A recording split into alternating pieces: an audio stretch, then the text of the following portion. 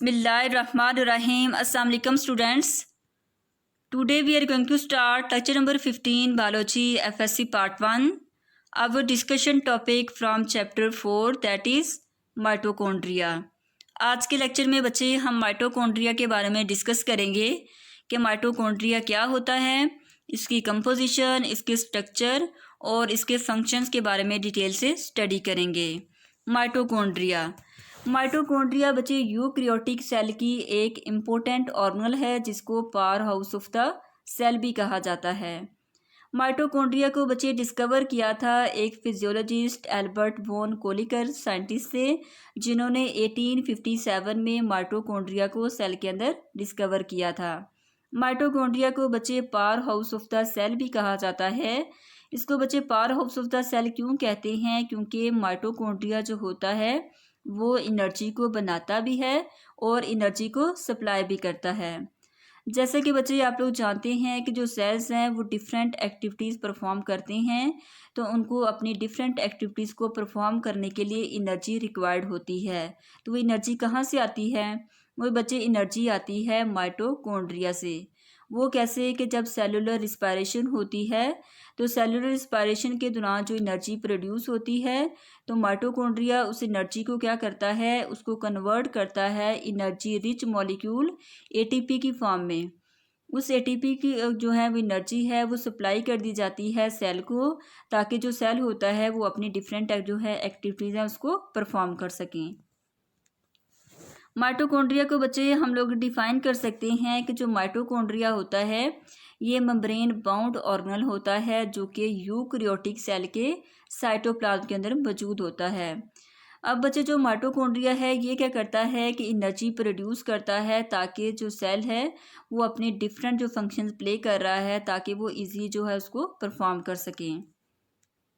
ये बच्चे जो आप लोगों को यहाँ स्क्रीन के ऊपर नज़र आ रहा है ये हमारे पास क्या है, माइटोकॉन्ड्रिया का स्ट्रक्चर है। ठीक है, माइटोकॉन्ड्रिया के अंदर हमने बात क्या की कि ये मेम्ब्रेन बाउंड ऑर्गेनल है। ये देखिए बच्चे इसके जो है आउटर जो आपको मेम्ब्रेन नज़र आ रही है, ठीक है, ये मेम्ब्रेन बाउंड ऑर्गेनल है जिसको कहा जाता है कि ये हमारे पास यूकैरियोटिक सेल के अंदर जो है मेम्ब्रेन बाउंड ऑर्गेनल मौजूद होती हैं। तो माइटोकॉन्ड्रिया की ये जो आउटर मेम्ब्रेन है, ठीक है, ये बाउंडेड है इस मेम्ब्रेन के थ्रू जिसको आउटर मेम्ब्रेन कहा जाता है। ये बच्चे सेल का साइटोप्लाज्म है। सेल के साइटोप्लाज्म के अंदर जो है एक वेसिकल की फॉर्म में माइटोकॉन्ड्रिया मौजूद होता है जो कि मेम्ब्रेन बाउंड होता है। क्लियर? उसके बाद अगर बच्चे हम इसकी कंपोजिशन के हवाले से बात करते हैं तो जो माइटोकॉन्ड्रिया है ये बच्चे बना होता है डीएनए से, डीऑक्सी राइबोन्यूक्लिक एसिड, राइबोसोम से, और इसके अलावा कुछ इसके अंदर एंजाइम्स, कोएंजाइम्स मौजूद होते हैं।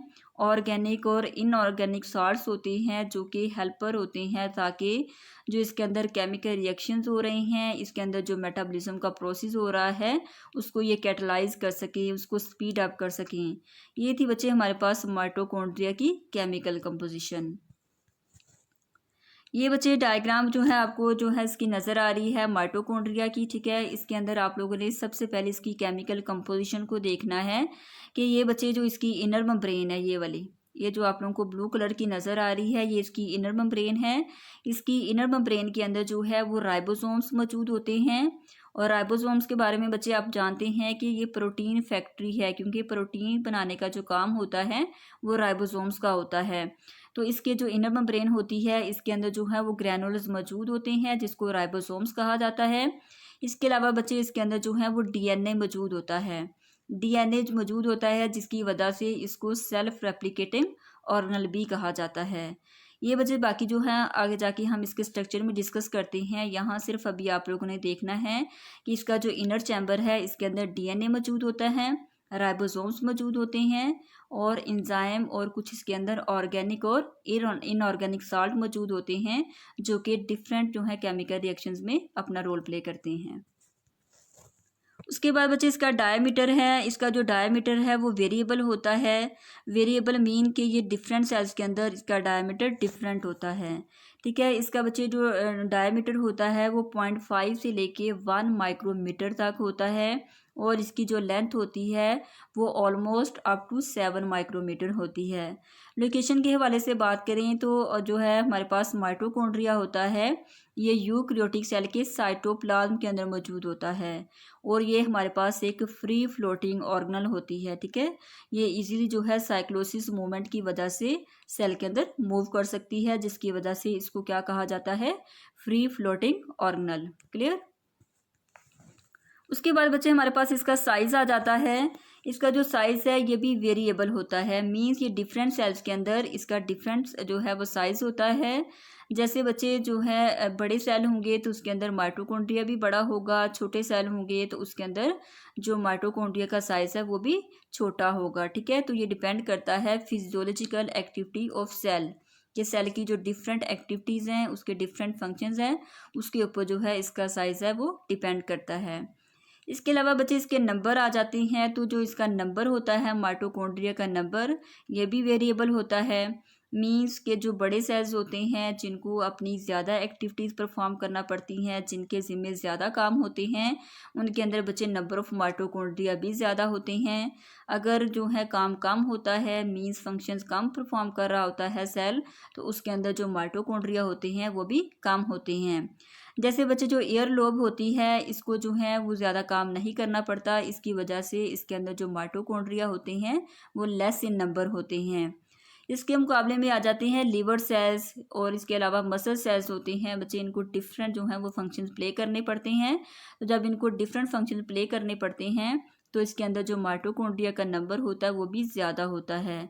और लीवर सेल आपको पता है ये बॉडी का सेंट्रल स्टेशन होता है, इम्पोर्टेंट ऑर्गन मौजूद होता है जो कि डिफरेंट एक्टिविटीज़ है वो परफॉर्म करता है। तो उसके बच्चे डिफरेंट एक्टिविटीज़ परफॉर्म करने के लिए माइटोकॉन्ड्रिया जो होते हैं वो ज़्यादा रिक्वायर्ड होते हैं ताकि एनर्जी प्रोड्यूस कर सकें। तो बच्चे लीवर सेल्स के अंदर ऑलमोस्ट 1000 माइटोकॉन्ड्रिया मौजूद होते हैं। उसके बाद बच्चे स्ट्रक्चर के हवाले से बात करें तो जो हमारे पास माइटोकॉन्ड्रिया होता है, इसको बच्चे अगर हम कंपाउंड माइक्रोस्कोप, सिंपल माइक्रोस्कोप के अंदर विजुलाइज करते हैं तो ये बच्चे अपीयर होता है एज अ वेसिकल की फॉर्म में आपको नज़र आएगा, रोड्स की फॉर्म में और फिलामेंट्स की फॉर्म में। जब हम इसको सिंपल माइक्रोस्कोप के अंदर जो है इसको विजुलाइज करते हैं, इसको देखते हैं। जैसे बच्चे ये डायग्राम के अंदर देखिएगा, ये आप लोगों को यहाँ जो है थ्रेड जो है वो नज़र आ रहे हैं, जिसको है फिलामेंट कहा जाता है। तो जब जब हम माइटोकॉन्ड्रिया को कंपाउंड माइक्रोस्कोप के अंदर देखते हैं तो माइटोकॉन्ड्रिया आपको फिलामेंट्स की जो है शक्ल में आपको नज़र आएंगे। इसके अलावा बच्चे इसके अंदर सर्कुलर शक्ल में भी मौजूद हैं, जिसको वेसिकल कहा जाता है। इसके अलावा जो है वो रॉड्स की फॉर्म में भी जो है माइटोकॉन्ड्रिया सेल के अंदर मौजूद होते हैं। ठीक है, तो ये 3 तरह की जो है शक्लें आपको नज़र आ जाती हैं जब हम माइटोकॉन्ड्रिया को कंपाउंड माइक्रोस्कोप के अंदर विजुलाइज करते हैं। क्लियर। उसके बाद बच्चे आ जाता है इसका अल्ट्रा स्ट्रक्चर। अल्ट्रा स्ट्रक्चर क्या होता है कि जब हम इसको इलेक्ट्रॉन माइक्रोस्कोप के अंदर स्टडी करते हैं तो जो बच्चे माइटोकॉन्ड्रिया है इसकी मॉर्फोलॉजी बहुत कम्प्लेक्स है। ठीक है, इसकी कम्प्लेक्सिटी हम इलेक्ट्रॉन माइक्रोस्कोप के अंदर विजुलाइज कर सकते हैं। जब बच्चे हम माइटोकॉन्ड्रिया को इलेक्ट्रॉन माइक्रोस्कोप की मदद से देखते हैं तो बच्चे इसके अंदर आप लोगों को 2 तरह की मेम्ब्रेन नज़र आती हैं। एक होती है इसकी आउटर मेम्ब्रेन और एक होती है इसकी इनर मेम्ब्रेन। आउटर और इनर मेम्ब्रेन को बच्चे कलेक्टिवली इन्वेल्प का नाम भी दिया जाता है। ठीक है, तो ये जो बच्चे मेम्ब्रेन होती हैं ये जिस तरह की सेल मेम्ब्रेन होती है, जैसे आप लोगों ने सेल मेम्ब्रेन के बारे में डिस्कस किया था, तो ये जो हमारे पास माइटोकॉन्ड्रिया की मेम्ब्रेन्स होती हैं ये भी सेल मेम्ब्रेन से सिमिलर होती हैं। क्लियर। उसके बाद बच्चे जो इसकी आउटर मेम्ब्रेन होती है वो स्मूथ होती है। ठीक है, उसके अंदर आप लोगों को कोई बालदार जो है वो नज़र नहीं आएगा, कोई फोल्डिंग नज़र नहीं आएगी। बिल्कुल इसकी जो आउटर मेम्ब्रेन होती है वो स्मूथ होती है। लेकिन जो बच्चे इनर मेम्ब्रेन होती है इसके अंदर इनफोल्डिंग मौजूद होती हैं, मींस कन्वोलेटेड फोल्ड मौजूद होते हैं जो कि इसकी इनर चैम्बर के अंदर मौजूद होते हैं। अब देखिए इसकी 2 मेम्ब्रेन है, एक आउटर मेम्ब्रेन है और एक इनर मेम्ब्रेन है। इनर मेम्ब्रेन का जो अंदर वाला पार्ट होता है इसको हम माइटोकॉन्ड्रियल मैट्रिक्स कहते हैं। तो उसके साथ बच्चे इनफोल्डिंग मौजूद होती हैं और उन फोल्डिंग जो होती हैं वो कन्वोलेटेड होती हैं। कन्वोलेटेड मीन बालदार होती हैं, जिसको बच्चे क्या कहा जाता है, क्रिस्टे कहा जाता है। Inner membrane has folding called cristae, कि जो इनर मेम्ब्रेन होती है उसके अंदर इनफोल्डिंग मौजूद होती हैं। अगर हम ज़्यादा इनफोल्डिंग की बात करते हैं तो उसके लिए हम क्रिस्टी यूज़ करते हैं। अगर हम सिर्फ एक फोल्ड की बात कर रहे होते हैं तो उसको हम क्रिस्टा कहते हैं। जैसे बच्चे ये डायग्राम के अंदर देखिएगा, जैसे हम लोगों ने पीछे इसके स्ट्रक्चर के अंदर डिस्कस करके आए हैं कि इसकी आउटर मेम्ब्रेन होती है। आउटर, ये इसकी आउटर मेम्ब्रेन है जो कि बिल्कुल स्मूथ है। और ये बच्चे जो इसकी अंदर वाली है इसको हम कहते हैं इनर मेम्ब्रेन। इनर मेम्ब्रेन के अंदर बच्चे आप लोगों को क्या नज़र आ रही हैं, फोल्डिंग नज़र आ रही हैं। ये देखें, ये क्या है, हमारे पास फोल्डिंग है, ठीक है, इन फोल्डिंग है, जिसको क्या कहा जाता है, क्रिस्टे कहा जाता है। अगर सिर्फ मैं यहाँ एक फोल्ड की बात करती हूँ तो मैं वर्ड यूज़ करूँगी क्रिस्टा। अगर मैं कलेक्टिवली सारी फोल्डिंग्स की बात करती हूँ तो इसके लिए वर्ड क्या यूज़ करेंगे, क्रिस्टे यूज़ करेंगे। इसके अंदर बच्चे जो है इसके दरमियान में फ्लूइड मौजूद होता है, मीन्स राइबोसोम्स, डीएनए वगैरह, जैसे अभी आप लोग केमिकल कंपोजिशन के अंदर डिस्कस करके आए हैं, तो वो राइबोसोम्स, डीएनए इसके इस माइटोकॉन्ड्रियल मैट्रिक्स के अंदर मौजूद होंगे। क्लियर, ठीक है। और आउटर मेम्ब्रेन और इनर मेम्ब्रेन के दरमियान जो स्पेस पाई जाती है इसको बच्चे इनर माइटोकॉन्ड्रियल स्पेस भी कहा जाता है। क्लियर। उसके बाद बच्चे हमारे पास है माइटोकॉन्ड्रियल मैट्रिक्स। जैसे अभी हम लोगों ने पीछे देखा कि क्रिस्टा के जो इनर सरफेस थी, क्रिस्टा की इनर सरफेस है, उसको हम क्या बोलते हैं, माइटोकॉन्ड्रियल मैट्रिक्स। उसके अंदर क्या चीज़ें मौजूद थी, डीएनए और राइबोसोम्स वगैरह। इसके अलावा जो बच्चे जो इसकी क्रिस्टी होती है इसके अंदर कुछ नोब लाइक स्ट्रक्चर्स होती हैं कील की तरह, ठीक है, जिसको क्या कहा जाता है, F1 पार्टिकल्स कहा जाता है। F फॉर फैक्टर, फैक्टर 1 भी आप इसको कॉल कर सकते हो और F1 पार्टिकल्स भी कह सकते हो, ठीक है। तो ये जो हमारे पास इनर मेम्ब्रेन के अंदर क्रिस्टी मौजूद होती हैं, इसके साथ बच्चे कुछ नोब लाइक स्ट्रक्चर मौजूद होते हैं जिसको F1 पार्टिकल्स कहा जाता है।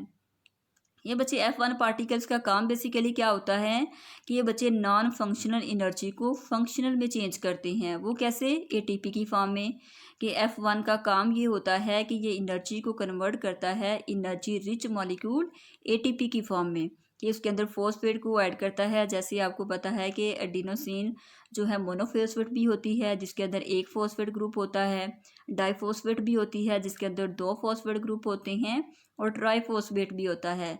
लेकिन ट्राइफॉस्फेट ऐसा है जो कि एनर्जी रिच मॉलिक्यूल है। तो F1 पार्टिकल क्या करता है कि मोनोफॉस्फेट और डाइफॉस्फेट को ट्राइफॉस्फेट के अंदर कन्वर्ट करता है। और ये बच्चे F1 पार्टिकल का इम्पोर्टेंट फंक्शन है जो कि माइटोकॉन्ड्रिया इसको परफॉर्म करता है। ये बच्चे डायग्राम के अंदर देखिएगा F1 पार्टिकल्स, इसकी लोकेशन। यहाँ सिर्फ ये डायग्राम आपको दोबारा से इसलिए दिखाई जा रही है ताकि आप लोगों को इसके जो है क्लियरली इसका स्ट्रक्चर है वो क्लियर हो जाए। ये बच्चे यहाँ लिखा हुआ है ATP synthase particles. F1 particle को फैक्टर 1 पार्टिकल्स भी कहा जाता है और एटीपी सिंथेस भी कहा जाता है।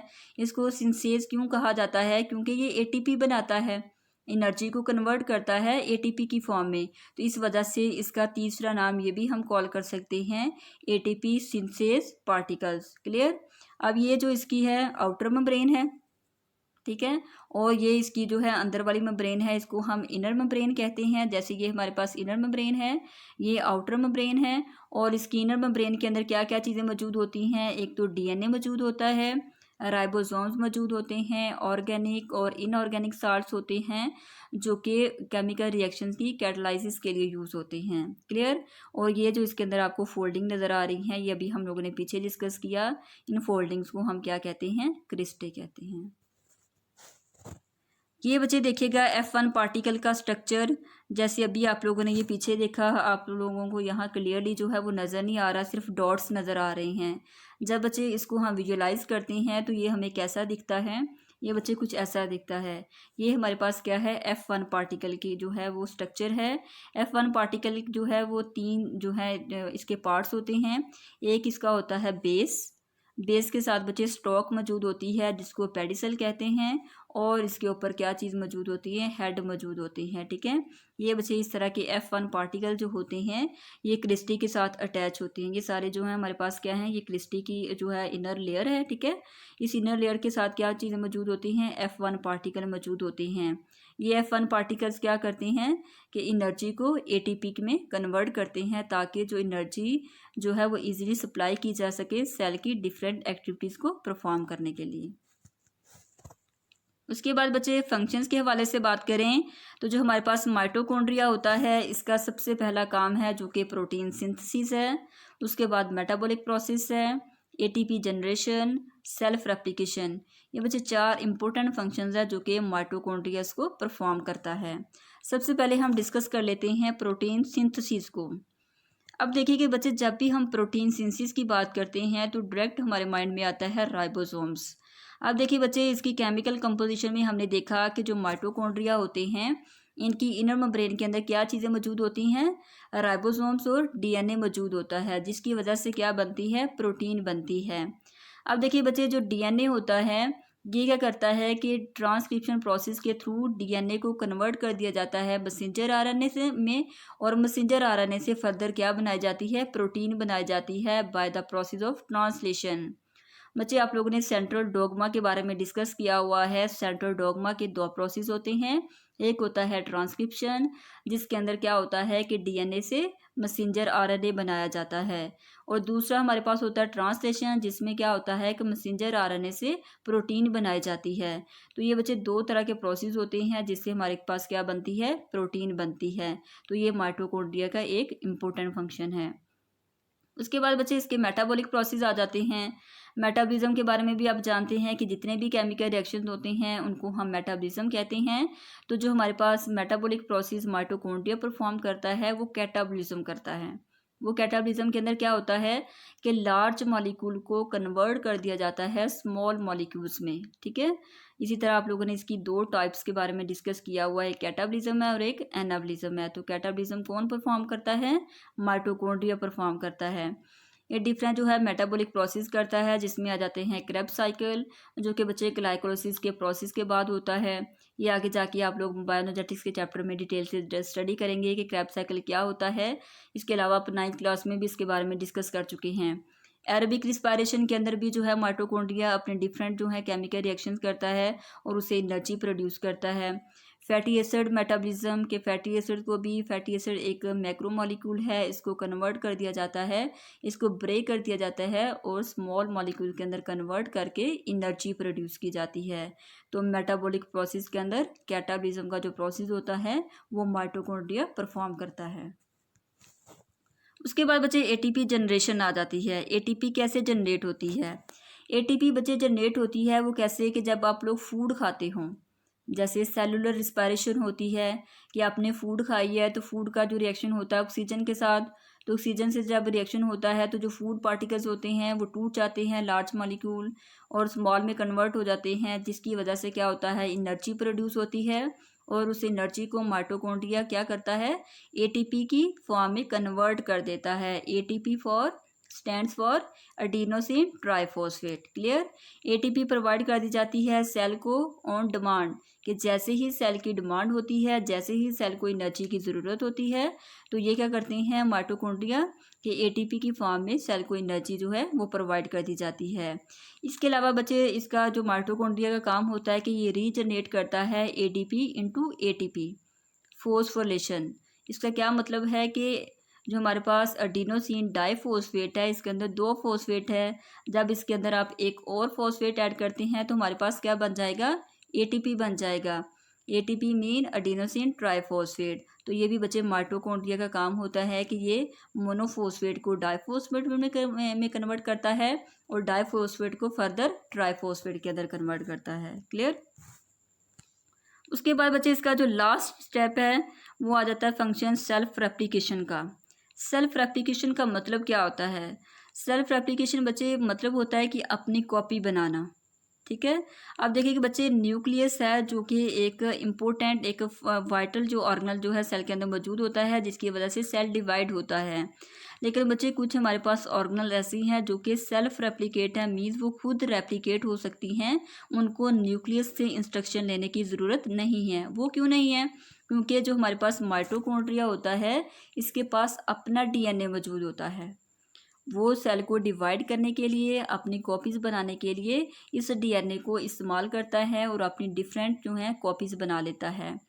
अब देखिए बच्चे, कभी कभार क्या होता है कि सेल की जो एक्टिविटीज़ होती हैं वो बहुत फास्ट हो जाती हैं। जब वो उसकी एक्टिविटीज़ जो है फास्ट हो जाती हैं तो माइटोकॉन्ड्रिया क्या करता है कि अपने डीएनए की वजह से अपना जो है वो अपने आप को रेप्लिकेट करता है, अपनी कॉपीज़ बनाता है, ताकि जो सेल है उसको ईजिली जो है वो एनर्जी प्रोवाइड की जा सके। ये बच्चे बहुत इंपॉर्टेंट क्वेश्चन है कि why mitochondria is called self replicating organelle. तो आप क्या बताएंगे कि इसको सेल्फ रेप्लिकेट इसलिए कहा जाता है क्योंकि इसका अपना डीएनए होता है। अपना डीएनए की वजह से ये अपनी कॉपीज इजीली बना सकता है और इजीली अपना जो है फंक्शन उसको प्ले कर सकता है। क्लियर? ये था बच्चे आज का आपका लेक्चर। होप सो आपको क्लियर हो गया होगा। आप लोगों ने इसको बहुत अच्छे से याद करना है क्योंकि ये बच्चे बहुत इंपॉर्टेंट हैं फंक्शन के हवाले से भी और स्ट्रक्चर के हवाले से भी। और इसका लॉन्ग क्वेश्चन तो बच्चे लाजमी आप लोगों ने याद करना है। ओके बच्चों, अल्लाह हाफिज़। Thank you so much.